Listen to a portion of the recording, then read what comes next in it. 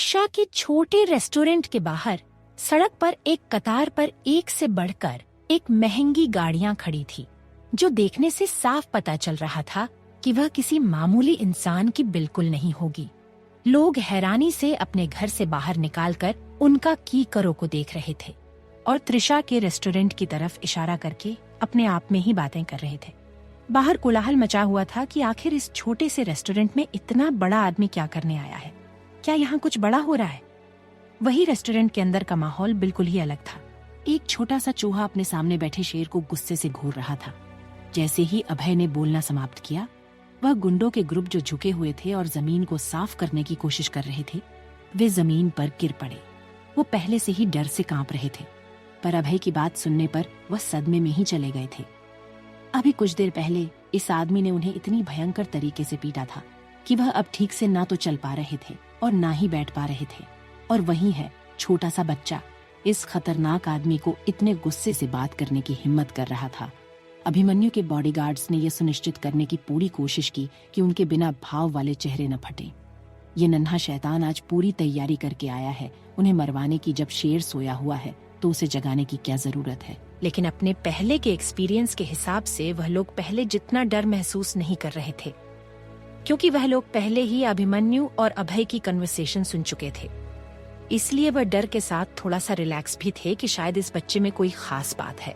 इसलिए अभिमन्यु इस पर गुस्सा नहीं करता है तो इस बार भी वह इस बच्चे की बचकानी बातों पर ध्यान नहीं देगा। वही अभय बहुत गंभीर था, लेकिन जितना ज्यादा वह सख्त और गुस्से में दिखने की कोशिश करता, उतना ही ज्यादा वह लोगों को बहुत प्यारा लग रहा था। क्या आप कल्पना कर सकते हैं कि एक छोटा सा बिल्ली का बच्चा एक बड़े भूखे भेड़िए पर चिल्ला रहा है? यह तो सुनने में ही काफी अटपटा है, पर सामने का दृश्य बिल्कुल वैसा ही दिखाई दे रहा था। अभय वाकई गुस्से में था। अभिमन्यु को लगा कि यह छोटा सा बच्चा वाकई दिलचस्प है। अभिमन्यु के होंठ मुस्कुराहट में बदल गए। उसके सुंदर हाथों में वह पानी ग्लास था जो त्रिशा ने उसके लिए निकाला था। उसने कुछ नहीं कहा, न ही वह नाराज था। वह सिर्फ खामोशी से छोटे से अभय को देखकर मुस्कुराया। मैंने आपसे कुछ पूछा है, आप जवाब क्यों नहीं दे रहे हैं? आप इस तरह से मेरी बातों को इग्नोर नहीं कर सकते। अभय ने अपने छोटे से हाथ को मेज पर जोर से पटक दिया। अभिमन्यु के चेहरे की मुस्कुराहट को देखकर अभय का दिमाग घूम गया था। उसका गुस्सा और भी ज्यादा बढ़ता जा रहा था। शुरू में अभय ने सोचा था कि अगर अभिमन्यु उसके अभी मानदंडों पर खरा उतरता था तो वह अपनी माँ को उसके पास भेज देगा। अभय को अपनी माँ की रक्षा के लिए अभिमन्यु की कैपेबिलिटी पर पूरा विश्वास था, लेकिन अभी अभी उसने अभिमन्यु को त्रिशा के इतने करीब देखा कर उसका पूरा मन बदल चुका था। वह बहुत गुस्से में था। अभय इस वक्त एक बूढ़े पिता जैसी फीलिंग महसूस हो रही थी। उसे ऐसे लग रहा था जैसे कि उसकी प्यारी बेटी को कोई गुंडा छेड़ रहा है और अब वह काफी गुस्से में है और उस गुंडे को सबक सिखाना चाहता है। What do you want me to say? क्या तुम यह चाहते हो कि मैं स्वीकार करूं कि मैं तुम्हारी माँ के साथ फ्लर्ट कर रहा था?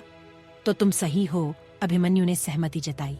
और हाँ, ये तो बस शुरुआत है, तुम आगे आगे देखते जाओ। मैं कैसे तुम्हारी माँ को तुमसे छीन लेता हूँ और उसे हमेशा के लिए अपना बना लेता हूँ। अभिमन्यु के चेहरे पर अभी एविल स्माइल थी और ऐसा लग रहा था जैसे कि वह अभय को चिढ़ा रहा हो। अभय का चेहरा जो पहले ही गुस्से से लाल था, अब वह गुस्से से नीला पड़ चुका था। उसकी छोटी काली आंखें गुस्से से जल उठी। अच्छा, तो आप अब ये स्वीकार कर रहे हो, पर क्या आपको लगता है कि आप मेरे होते हुए मेरी माँ को मुझसे छीन सकते हैं? भूल जाइए, यह केवल आपका एक सपना ही होगा। मैं ऐसा कभी भी होने नहीं दूंगा। अभय ने गुस्से से अपने दांतों को चबाते हुए अभिमन्यु से कहा। अभिमन्यु अपनी एक आईब्रोज उठाया और कहा, क्या तुमने अभी कुछ देर पहले नहीं कहा कि तुम अपनी माँ के होनहार बेटे हो? मुझे लगता है तुम्हें सब कुछ पहले से ही समझ जाना चाहिए था।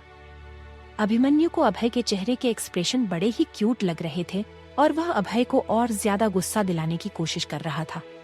उसे यह सब बड़ा दिलचस्प लग रहा था। उसे आज दो छोटे छोटे शिकार मिल गए थे। पहले तो त्रिशा और अब ये उसका छोटा सा खरगोश, दोनों ही आज अपने प्यार से चेहरे में गुस्सा लिए उसे एंटरटेन कर रहे थे। अभिमन्यु को आज पता नहीं क्यों, पर उसे अपने दिल में जो हमेशा खालीपन महसूस होता था, उस खालीपन की जगह अब उसे अजीब तरह की खुशी और सुकून महसूस हो रहा था। जैसे कि उसकी लाइफ जो अभी तक अधूरी थी, अब वह अचानक से कंप्लीट हो गई हो। और सब कुछ अच्छा हो गया हो।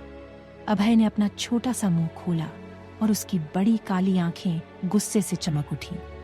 ऐसा लग रहा था कि वो फिर से अपने घटिया पिता के जाल में फंस गया है। ओह, ये मेरा कंजूस पिता एक लोमड़ी की तरह चालाक है।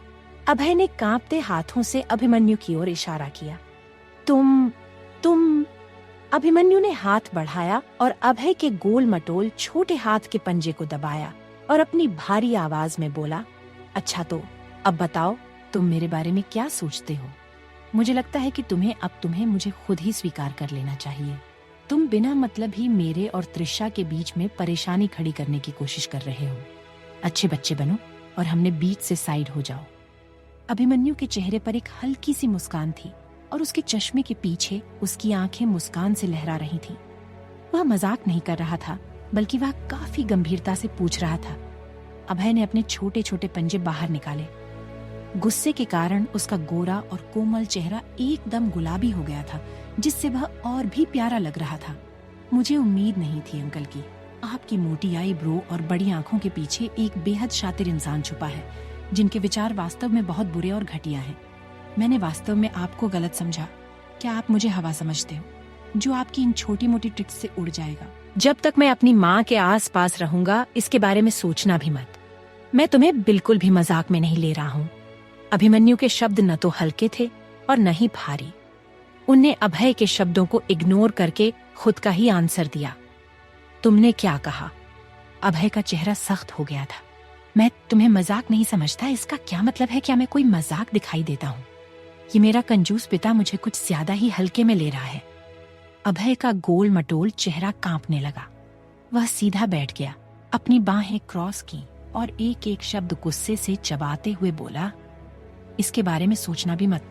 मैं सहमत नहीं हूँ। मैं आपको बिल्कुल भी स्वीकार नहीं करूंगा, बल्कि मैं आपको अपनी माँ से हमेशा के लिए दूर कर दूंगा।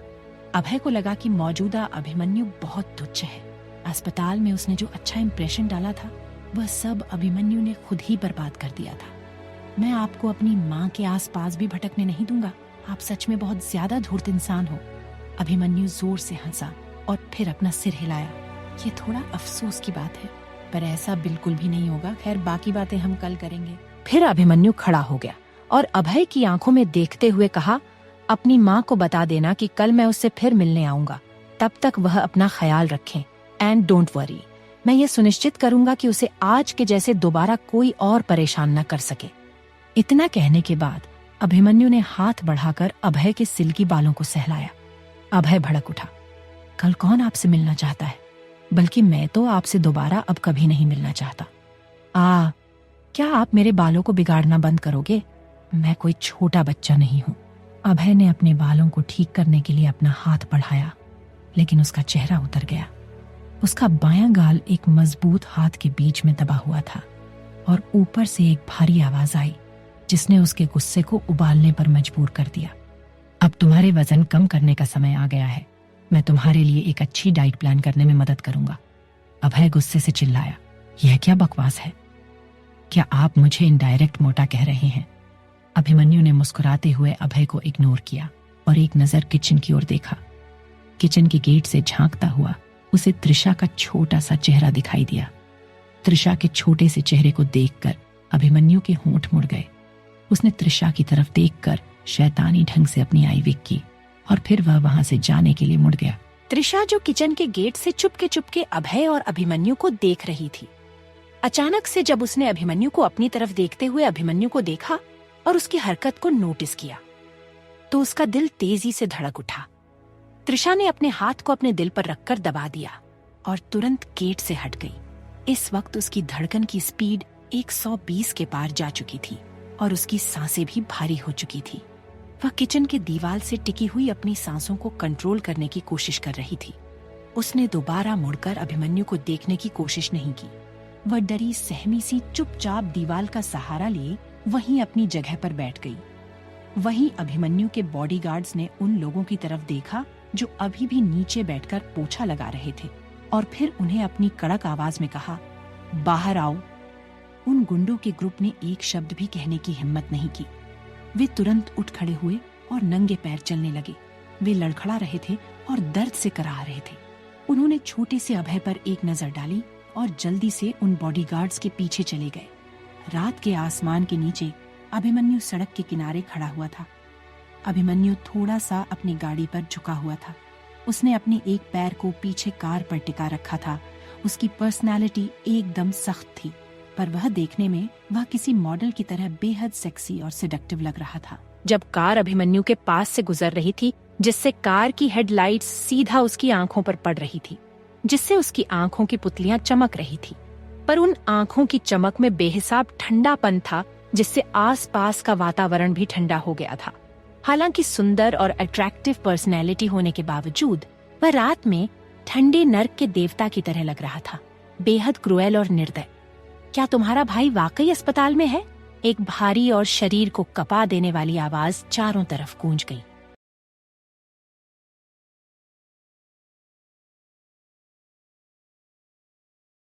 क्या तुम्हारा भाई वाकई अस्पताल में है? एक भारी और शरीर को कपा देने वाली आवाज चारों तरफ गूंज गई। गुंडों के ग्रुप के सभी लोग पहले ही अभिमन्यु के खौफ में थे, और अब जब उन्होंने उसकी रूह को कपा देने वाली आवाज को सुन तो वह तुरंत अभिमन्यु के सामने अपने घुटनों पर बैठ गए। वे नंगे पैर थे और उनके पैरों के तलवे घायल थे। वे ठंडी, कीचड़ और छोटे कंकड़ से भरी जमीन पर खड़े थे। दर्द बहुत भयानक था, लेकिन किसी ने आवाज निकालने की हिम्मत नहीं की, क्योंकि उन्हें पता था कि अगर उन्होंने थोड़ी सी भी आवाज निकालने की हिम्मत की तो सामने वाला व्यक्ति उन्हें और भी ज्यादा दर्द देने से पहले एक बार भी नहीं सोचेगा। गुंडों के ग्रुप का नेता डर से कांप उठा और बोला, नहीं नहीं सर, ये सब बकवास है। फूड पॉइजनिंग जैसी कोई बात नहीं है। दरअसल बात इतनी सी थी कि हमें पता चला था कि इस रेस्टोरेंट का जो मालिक है वह एक लड़की है और वह अलने बच्चे के साथ अकेली रहती थी। इसलिए हम लोगों ने मिलकर रेस्टोरेंट के मालिक को धमकाने के बारे में सोचा और कुछ पैसे ऐंठना चाहा था। अंधेरे में भी अभिमन्यु की नजरें उन पर टिकी थीं। गुंडों को बीच में टोकते हुए अभिमन्यु ने एक क्रॉस क्वेश्चन किया, मुझे ऐसा क्यों लग रहा है कि तुमने अभी तक सिर्फ आधा सच ही बोला है? बोलो, तुम्हारा असली इरादा क्या था? अभिमन्यु ने एक रुमाल निकाला और धीरे धीरे अपनी उंगलियों पर, जो थोड़ी सी एंटीसेप्टिक क्रीम त्रिशा की उंगलियों में लगाते वक्त लग गई थी, उसे साफ करने लगा।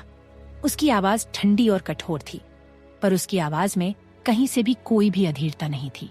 वह काफी निश्चिंत लग रहा था। हालांकि उन गुंडों के ग्रुप को पता था कि भले ही ये भक्ति अभी कोई जल्दबाजी नहीं दिख रहा, लेकिन उन्हें फिर भी अपने दिल में बेहद डर लग रहा था, क्योंकि उन्हें पता था कि अभिमन्यु के तरीके कितने भयंकर हैं। जो गुंडे सबसे आगे अभिमन्यु से भिड़े थे, वे रोने वाले थे।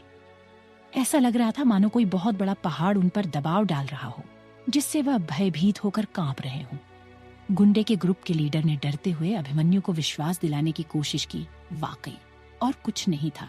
सर प्लीज हम पर यकीन करें और हमें छोड़ दें, हमें जाने दें। हम दोबारा ऐसी गलती कभी नहीं दोहराएंगे। अभिमन्यु मुस्कुराया, ऐसा लगता है कि तुम सच में मुझे कुछ बताना नहीं चाहते। कितने अफसोस की बात है कि तुमने अपनी जान बचाने का वह मौका गवा दिया जो मैंने तुम्हें दिया था। अभिमन्यु की मुस्कुराहट और ज्यादा खतरनाक हो गई थी। गुंडों के ग्रुप ने जब अभिमन्यु के शब्दों को सुना तो उन्हें अपनी रीढ़ की हड्डी में कंपन सा महसूस हुआ।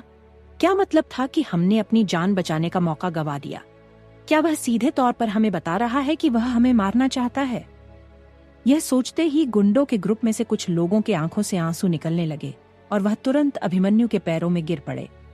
सर वाकई मैं और कुछ नहीं था, हम अंधे हो गए थे, हमसे गलती हो गई, हमें इस रेस्टोरेंट में नहीं आना चाहिए था। हम आपसे वादा करते हैं, हम दोबारा इस रेस्टोरेंट की तरफ कभी आंख उठाकर भी नहीं देखेंगे।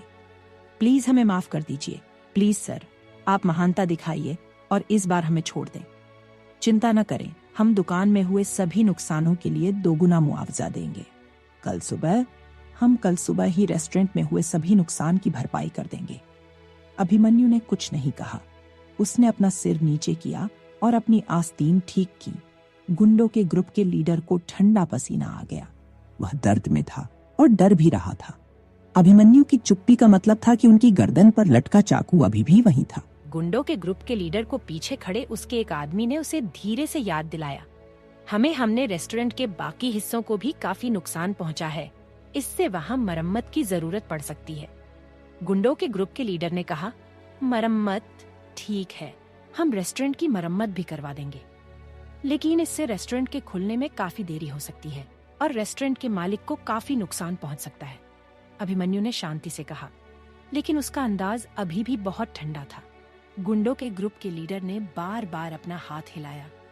नहीं नहीं, हम निश्चित रूप से रेस्टोरेंट के व्यापार में देरी नहीं करेंगे। कल रेस्टोरेंट खुलने से पहले उसकी मरम्मत हो जाएगी। हम अपनी पूरी जान लगाकर कोशिश करेंगे। मैं इस मामले के कारण रेस्टोरेंट के व्यापार पर असर नहीं पड़ने दूंगा। कल सुबह होने से पहले ही हम सब कुछ बिल्कुल पहले जैसा कर देंगे।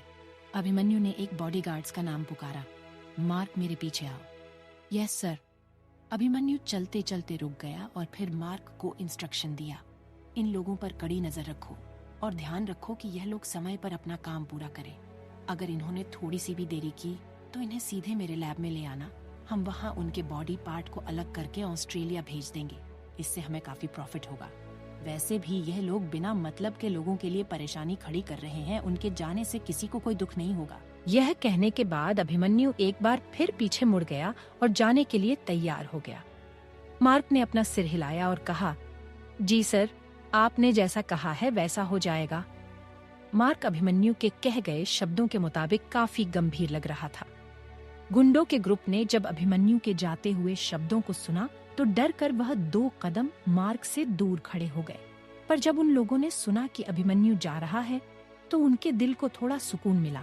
आखिरकार दबाव जो काफी देर से वह महसूस कर रहे थे उससे वह मुक्त हो चुके हैं और अब वह खुली हवा में सांस ले सकते थे। अभिमन्यु ने चलते हुए गुंडों की तरह इशारा करके मार्क से बोल, इन पर कड़ी नजर रखो। ये यहाँ से छूटने के बाद अपने मालिक के पास जरूर जाएंगे।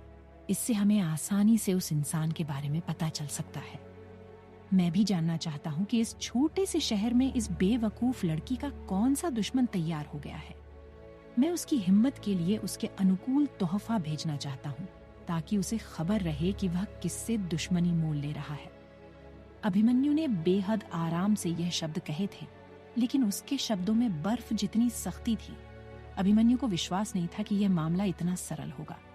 उसके मन में लोगों के प्रति बहुत दया नहीं थी, इसलिए हमेशा लोगों उसे बहुत घृणा की नजरों से देखते थे और ज्यादातर लोगों से अपना दुश्मन ही समझते थे। और इतने साल बिजनेस वर्ल्ड में रहने के बाद अभिमन्यु भी दूध का धुला नहीं था, इसलिए वह लोगों से वैसा ही डील करता था जैसे सामने वाले की मानसिकता होती थी।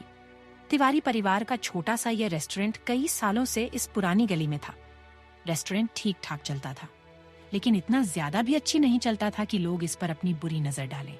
बस अपने गुजारे के लिए त्रिशा यहाँ से कमा लिया करती थी। कभी कभी छोटी मोटी परेशानी होती थी, लेकिन यह त्रिशा के लिए कोई बड़ी बात नहीं थी। वह इसे आसानी से सॉल्व कर लेती थी। इन गुंडों के यहाँ आने का कारण स्पष्ट रूप से केवल पैसे के लिए नहीं लग रहा था। दरअसल वह लोग इस रेस्टोरेंट को जबरदस्ती बंद करवाने के लिए आए थे ताकि दोबारा यह रेस्टोरेंट खुल ना सके। लेकिन इन गली के गुंडों का रेस्टोरेंट को बंद करवाने से क्या फायदा होगा? इनका तो फायदा ऐसे रेस्टोरेंट के खुले रहने से है ताकि वह अपना हफ्ता वसूल सके। फिर अगर वह रेस्टोरेंट बंद करवा देते तो यह तो उनका खुद का ही नुकसान होता। ये काफी स्पष्ट था कि उनके पीछे कोई और था। अभिमन्यु को इससे कोई फर्क नहीं पड़ता था कि ये लोग कुछ कहते हैं या नहीं, वह पता लगा ही लेगा। उन गुंडों के वहाँ से जाने के बाद तिवारी परिवार का छोटा रेस्टोरेंट का प्रवेश द्वार फिर से शांत हो गया। आसपास के लोग और वहाँ के दुकानदारों ने बड़े ध्यान से इस दृश्य को देखा। उन्होंने साफ तौर पर गुंडों के ग्रुप को अभिमन्यु से गिड़गिड़ाकर माफी मांगते हुए देखा। जब उन्होंने महसूस किया कि अभिमन्यु कितना खतरनाक और भयावह है, तो वह लोग डर कर तुरंत अपने घर के अंदर चले गए। उन्होंने दोबारा अपने घर से निकलकर सामने के नजारे को दोबारा देखने की हिम्मत नहीं की। अभिमन्यु ने रेस्टोरेंट की ओर देखा। त्रिशा अभी तक बाहर नहीं आई थी। बॉडीगार्ड्स आगे बढ़ा और सर झुकाकर अभिमन्यु के सामने खड़ा हो गया। अभिमन्यु ने गेट को देखते हुए एक हल्की सी आह भरी और फिर कहा, चलो चले। सड़क पार करने के बाद बॉडीगार्ड्स ने कार का दरवाजा पहले ही खोल दिया। अभिमन्यु नीचे झुका और कार में बैठने ही वाला था कि उसने अपने कानों में एक प्यारी और मीठी सी आवाज सुनी, रुकिए अंकल, रुकिए। यह आवाज सुनकर अभिमन्यु ने नाराजगी से भौहें सिकोड़ी। वह सीधा हुआ और पीछे मुड़ा तो देखा कि अभय रेस्टोरेंट के दरवाजे से बाहर भाग रहा था और एक कार स्पीड में उसके पास से निकल गई। अभिमन्यु की काली आंखों में बिजली सी कौंध गई और उसका चेहरा काला पड़ गया। वह तेजी से दौड़ा और सड़क के बीच में अभय को उठा लिया। तुम्हारी माँ ने तुम्हें सड़क पार करते समय सावधान रहने के लिए नहीं समझाया था, अभिमन्यु ने अभय को लगभग गुस्से से डांटे हुए कहा। अभय ने अपना सिर उठाया और अभिमन्यु के आंखों में देखने लगा। उसने अपना हाथ बढ़ाया और बचकानी आवाज में कहा, आपने हमारे रेस्टोरेंट का काफी सारा खाना खाया है, लेकिन आपने बिल नहीं दिया। क्या आप बिना बिल दिए मेरे रेस्टोरेंट से फरार होने की कोशिश कर रहे हैं? मैं अपनी माँ की मेहनत को यूं जाया होते हुए नहीं देख सकता। आपको पूरा बिल पेमेंट करना ही होगा, तभी आप यहाँ से जा सकते हैं।